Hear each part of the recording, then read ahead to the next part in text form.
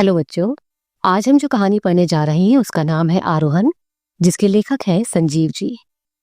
इस कहानी में लेखक ने पर्वतारोहण यानी जो ऊंचे ऊंचे पर्वतों पर चढ़ने का कार्य किया करते हैं, पर्वतारोहण की जरूरत और आज के समय में उनकी उपयोगिता के बारे में बताया है, और साथ ही पर्वतीय इलाकों में रहने वाले लोगों के जीवन संघर्ष और प्रकृति से उनके संबंधों को चित्रित किया है कि किस प्रकार पहाड़ी इलाकों में प्राकृतिक आपदा, भूस्खलन, पत्थरों के खिसकने से पूरा जीवन और समाज नष्ट हो जाता है। ये कहानी आरोहण उसका जीवंत उदाहरण प्रस्तुत करता है।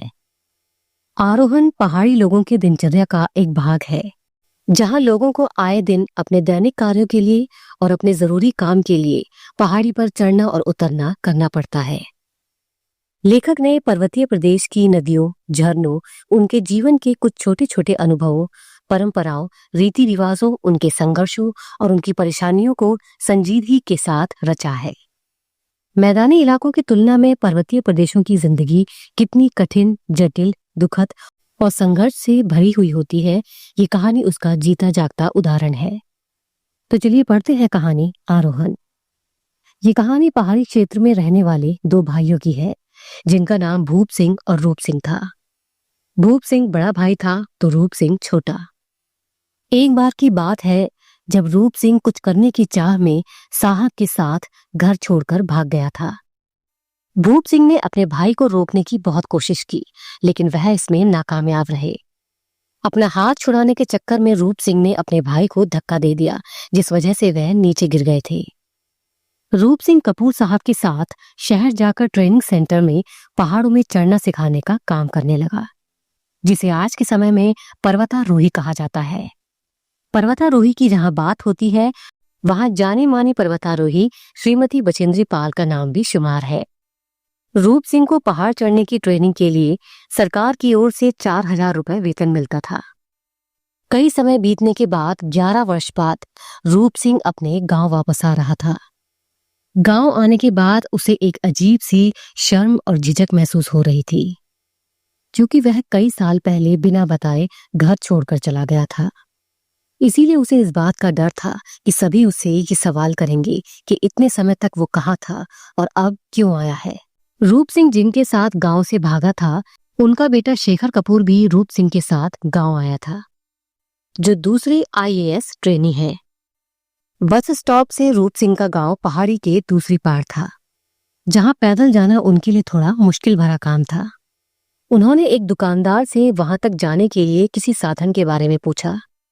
तब उस दुकानदार ने एक बच्चे को उन्हें गांव तक छोड़कर आने के लिए कहा। उस बच्चे के पास 2 घोड़े थे, हीरू और बुरू नाम के, लेकिन वो बच्चा बहुत ही गुमसुम और उदास सा दिखाई दे रहा था। दुकानदार के कहने पर वो बच्चा उनके साथ चला गया। रास्ते में शेखर पहाड़ियों की सुंदरता और उजली धूप को देखती हुई जा रहा था। पहाड़ों के नीचे से सूपी नदी बह रही थी। चलते चलते उन्हें एक लड़की के मधुर गीत गाने की आवाज सुनाई दी, जिसे सुनकर उनका मन प्रसन्न हो गया। पहाड़ों की सुंदरता और वहां की हरियाली उन दोनों के ही मन को मोह रही थी। जो बच्चा रूप सिंह और शेखर को अपने साथ ले जा रहा था, उसका नाम महीप था। महीप पूरे रास्ते कुछ गुमसुम सा दिखाई दे रहा था। वो दोनों ही उसके बारे में जानना चाहते थे, लेकिन महीप उस बात को टाल देता था। यहाँ तक कि शेखर ने उसे रोजगार देने की बात भी की, लेकिन महीप ने इस बात का भी कोई जवाब नहीं दिया। आगे मैदानी भाग में पहुंचते ही एक संकरा रास्ता मिलता है। वहां उन दोनों की नजर एक कमसिन लड़की पर पड़ती है, जो बकरियां चरा रही थी, जिसे देखकर शेखर का मन उमड़ने लगा था। लेकिन कुछ समय बाद ही दोनों गांव पहुंच गए। गांव पहुंचकर रूप सिंह त्रिलोक नामक बूढ़े से उसके भाई भूप सिंह के बारे में पूछता है। उसने उस बूढ़े से बताया कि मैं रूप सिंह हूँ, जो 11 साल पहले अपने गांव से भाग गया था। तब उस बूढ़े ने उससे उसके बारे में पूछा कि वो अब तक कहाँ था और क्या करता था। रूप सिंह ने बताया कि मैं शहर में पहाड़ चढ़ने का काम सिखाता हूँ और मुझे इस काम के सरकार की तरफ से 4,000 रुपए मिलते हैं। ये बात सुनकर वो बूढ़ा हंसने लगा कि इस बात का कौन पैसा देता है। ये काम तो पहाड़ के लोगों के लिए आम बात है, जो उनकी दिनचर्या में शामिल है। उन्हें तो हर रोज पहाड़ चढ़ना और उतरना करना पड़ता है। वो सब बात कर ही रहे थे कि इतने में भूप सिंह आ जाता है। भूप सिंह के चेहरे में एक ताजगी और अलग सी चमक थी। वह चुस्त और फुर्तीला कदकाठी का दिखाई दे रहा था। इतने समय बाद भूप सिंह अपने भाई और उसके दोस्त शेखर से मिला। रूप सिंह को गांव वालों से ही पता चला कि जो बच्चा उन्हें छोड़ने के लिए आया था वो भूप सिंह का ही बेटा था। ये सुनकर भूप सिंह जब तक अपने बेटे महीप को देखने के लिए गया तब तक महीप वहां से जा चुका था। भूप दादा का घर पहाड़ी की ऊंचाई पर था।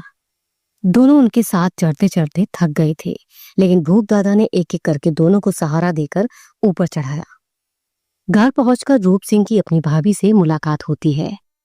रात को आराम करने के बाद सुबह नाश्ते के समय दोनों भाई आपस में बात कर रहे थे। दोनों के हाथ में भुना हुआ भुट्टा था। तभी भूप सिंह अपनी आपबीती के बारे में बताता है कि इस बीच उसके साथ क्या क्या हुआ। भूप सिंह ने बताया कि भूस्खलन होने से पूरा गांव बर्बाद हो गया था, जिसमें माँ और बाबूजी भी मलबे में दबकर मर गए थे। उस वक्त भूप सिंह ऊपर छानी में बैठा हुआ था, जिस वजह से उसकी जान बच गई। लेकिन अपनी आंखों के सामने उसने अपने माता पिता को मलबे में दबते हुए देखा। उस वक्त उसे रूप सिंह की बहुत याद आई कि अगर वो होता तो सब कुछ बच जाता। वो मिलकर माँ, बाबूजी और अपने खेत को बचा लेते। लेकिन रूप सिंह उसे अकेला छोड़कर चला गया था। कुछ समय बाद भूप सिंह ने शादी कर ली और धीरे धीरे सब ठीक हो गया। सब कुछ ठीक चल रहा था कि भूप सिंह की पत्नी शैला पेट से थी, जो कुछ काम नहीं कर पाती थी। इसीलिए भूप सिंह ने दूसरी शादी की। लेकिन शैला को ये सब बर्दाश्त नहीं हुआ।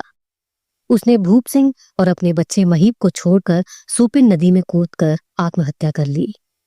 महीप अपने पिता भूप सिंह को अपना और अपनी माँ का गुनहगार मानता है, इसीलिए वह उसे छोड़कर चला गया। रूप सिंह अपने भाई की ये दर्द भरी कहानी सुनकर दंग रह गया।